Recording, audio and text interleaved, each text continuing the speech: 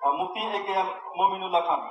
উনি একজন তাফসীরকারক, বাংলাদেশ টেলিভিশন ও বিভিন্ন স্যাটেলাইট চ্যানেলগুলোতে তাফসীর করে থাকেন, আলোচনা করে থাকেন। আমাদের সর্বস্তরের মেহমানবৃন্দ, প্রতিষ্ঠানের শুভাকাঙ্ক্ষী, শুভানুধ্যায়ী ব্যক্তিবর্গ, ছাত্রছাত্রীবৃন্দ, আসসালামু আলাইকুম ওয়া রাহমাতুল্লাহি ওয়া বারাকাতুহু। আল্লাহ রাব্বুল আলামিন কুরআনে কারীমের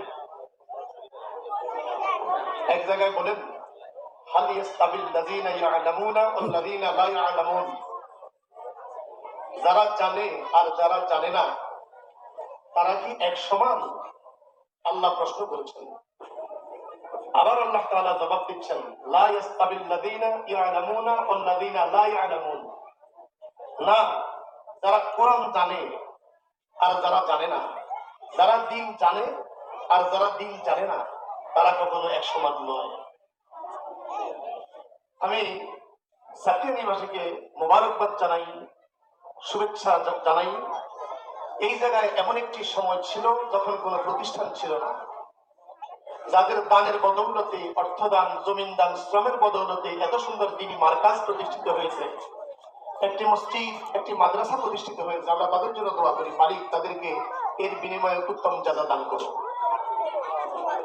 এই প্রতিষ্ঠানের আমি দেখতেছি, এই প্রতিষ্ঠানের যারা কমিটিতে আছেন, পরিচালনার দায়িত্বে আছেন, ওরা অত্যন্ত স্ট্রং ভাবে কোনো কিছু পাওয়া চাওয়ার চাহিদা নেই, একমাত্র আল্লাহ সন্তুষ্টির জন্য এই প্রতিষ্ঠানটি পরিচালনা করে আসছেন। বিশেষ করে আমি জনাব রাকিবুল ইসলাম স্যারকে শুভেচ্ছা জানাই, দোয়া করছি আল্লাহ তাআলা ওনাকে নেক হায়াত দারাজ করুন। বলিষ্ঠ পরিচালনার মধ্য দিয়ে এই প্রতিষ্ঠানটি খুব সুন্দরভাবে পরিচালিত হয়ে আসছে। বিশেষ করে শামীম ভাই, গিয়াসউদ্দিন মোল্লা সাহেব সহ, শামীম মোল্লা সাহেব সহ কমিটিতে যারা আছেন সকলকে অভিনন্দন জানাই।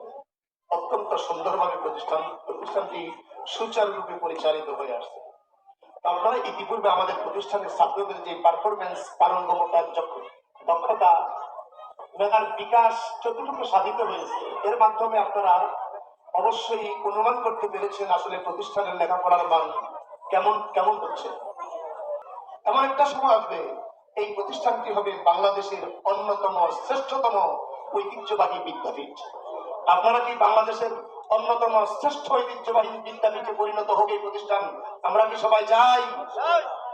আমি আপনাদের কাছে অনুরোধ করব, আপনাদের সন্তান দিয়ে, নাতি নাতনি দিয়ে, এলাকাবাসীর কাছ থেকে ছাত্র চাই, এমনকি এই প্রতিষ্ঠানের ভবনটা যেন দ্রুততার সাথে নির্মিত হয়।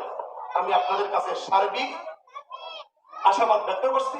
পরিশেষে মাদ্রাসার সমৃদ্ধি এবং সকলের উন্নত জীবন কামনা করে, মহান প্রভুর কাছে করুণা কামনা করে আমার কথা শেষ করছি। আল্লাহ হাফিজ। আসসালামু আলাইকুম ওয়া রাহমাতুল্লাহ।